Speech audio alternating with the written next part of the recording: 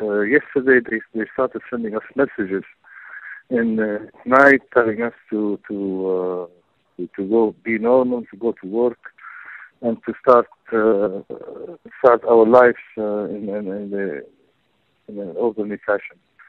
But and they kept sending messages, even that telling that the schools should start, and schools anybody who is going to miss school is going to miss part of the education, and a lot of messages kept coming on the phones. But what happened in the morning is that absolutely, I think nobody even went close to the schools. And I would say maybe 98% of the shops are closed in Tripoli.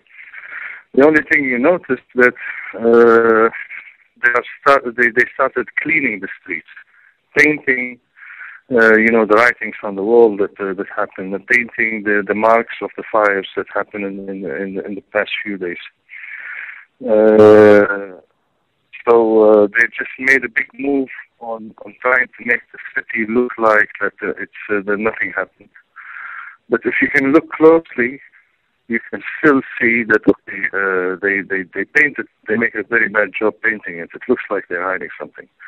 And if you look a little bit above, you can see the bullet marks in a lot of buildings, a lot of the squares, a lot of the roundabouts. When you look on top to the buildings, you can see the bullet marks. Even on some mosques, you can see it. Okay, the people who are going around in the city, it's obviously still that they're not people from Tripoli. And we know that they're not from Tripoli because of the license plate.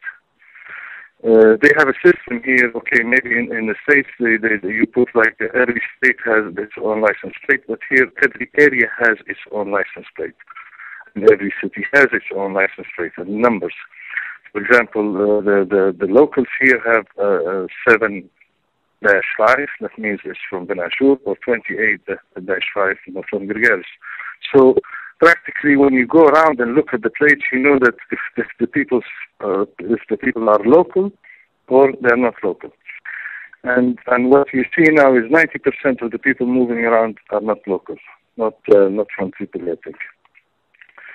We can see the gathering from the special guards, but they're only gathering towards in the main squares and in the main Revolutionary Committee headquarters.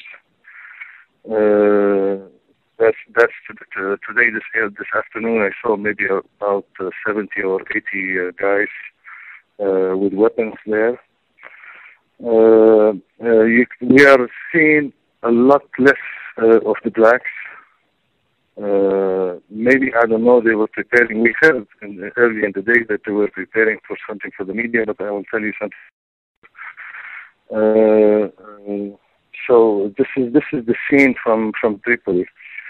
You can imagine that, okay, people are in their homes for a lot of reasons. One is that there is an agreement about civil disobedience. They don't want to go out because they're opposing what's going on and the killing that's happening.